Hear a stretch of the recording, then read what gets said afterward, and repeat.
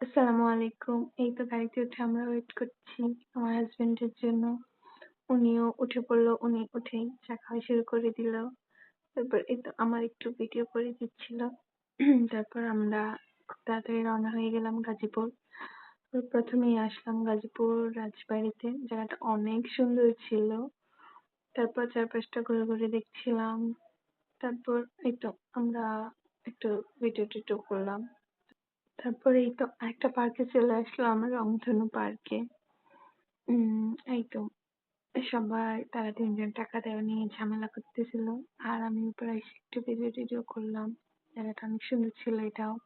তারপর নেক্সট আমরা আরেকটা পার্কের জন্য রওনা হয়ে গেছিলাম সবাই। এই তো চলে আসলাম নীলাম্বরী পার্কে। না সরি, এটা তো রিসোর্ট ছিল। তারপর আমার হাসব্যান্ড আবার আমাকে নিয়ে একটু ঢং করছিল। আমি একটু নাচানাচি করছিলাম। জায়গাটা অনেক সুন্দর ছিল। চারপাশটা ঘুরে ঘুরে দেখলাম। তারপরে এই তো আমরা বসে বসে উদয় একটু দোল খাচ্ছি। জায়গাটা সত্যি বলতে অনেক বেশি সুন্দর ছিল। তারপর আমরা নেক্সট আরেকটায় যাচ্ছিলাম। উম ছুটির দিন তো অনেকগুলাই অফ ছিল। এটা হলো নুহাশপল্লী। জায়গাটা শুধু গাছ আর গাছ।